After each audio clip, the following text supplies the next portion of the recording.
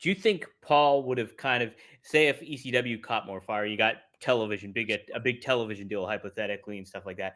Paul probably would have made the adjustments to make it still have that vibe, but also like still make it a little bit more mainstream where you could have that broader audience. How do you think Paul would have handled that if it did get bigger, ECW?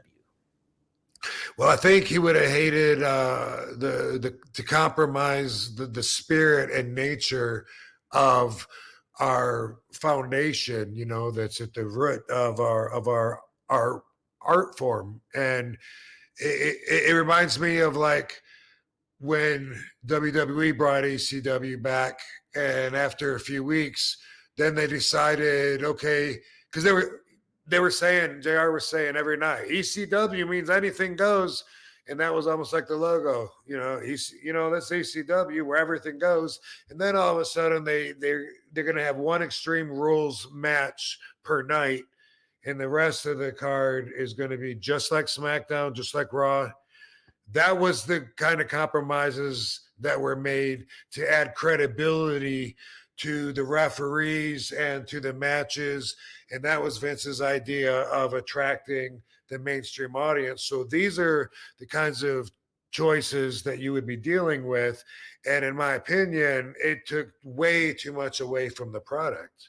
Could Paul have done a better job if he was in charge of where to trim? Yeah, but he would have got so much pushback and opposition if there was higher ups higher than him. If he was in charge of it, he was already dealing with the network people at TNN, and then he was saying, that with the pay-per-view game, that was a whole another level of rules put on as far as like time estimates and things like that, which were never even part of our game.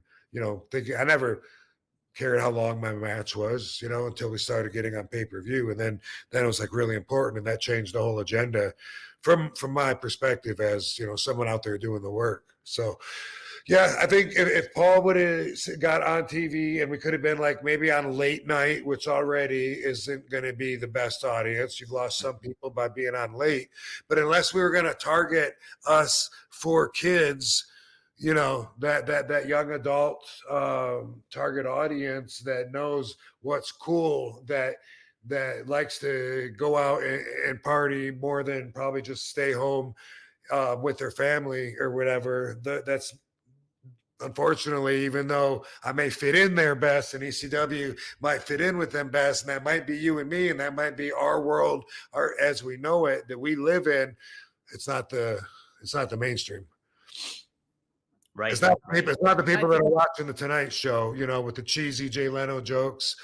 And even that's 11:30 at night. So that's really pushing it to get saucy and, and talk about Dolly Parton's boobs. Hoo-hoo.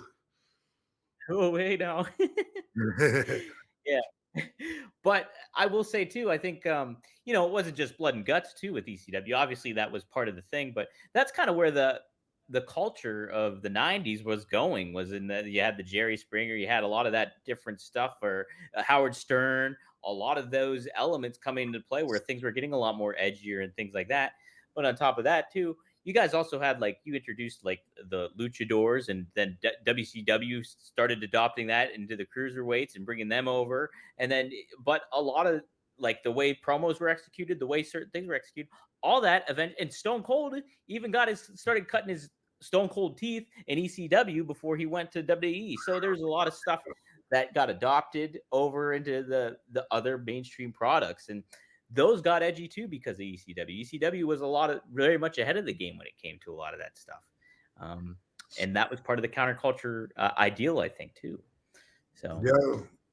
Pretty interesting thing to think about, I think. Yeah, I mean, not to mention that all the wrestlers that are out there now were influenced by watching us wrestle. Like if ECW was cool to anybody, it was to wannabe wrestlers that are, kids practicing moves, wanting to be wrestlers. They watch us and then they're putting each other through tables and everything and diving off stuff. But yeah, we definitely have,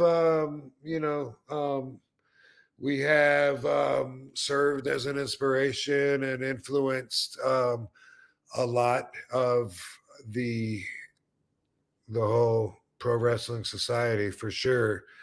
Um, but yeah, you got to learn to be mainstream if you want to get the biggest numbers, and that's something that I understand more since then. At the time, I was like, nah, I think as many people would watch ECW as would watch Raw if they were given a choice. No, I don't think so. It's normal. I think the status quo, mediocre people are that way for a reason.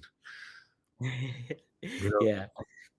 And it's like it's hard to compete against something that's established as WWE was too, even at that juncture. Because I mean, you look at the history of it back then. They had Hulk Hogan before that. They had Bruno before that. So they were in the big New York market. They were the primary thing there. So it's just like they already had an identity established. You guys were growing and trying to make a name for yourself and trying to be different at the same time. So it's just like different circumstances for both for sure. So that's kind of interesting. Yeah, I thought that was a good conversation. I like that one.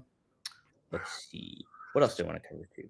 Oh, it's like if you're yes. in adult entertainment, you want to be an actor, you want to be an actress. Okay, but if you do it like in the adult world, you might still be call yourself that, but you're not going to get the same majority, the same mainstream crowd. You're going to get a Canadian crowd that watches those kind of movies. Something to compare it to. Right, right. You know. Yes, yeah. Yeah, I like it.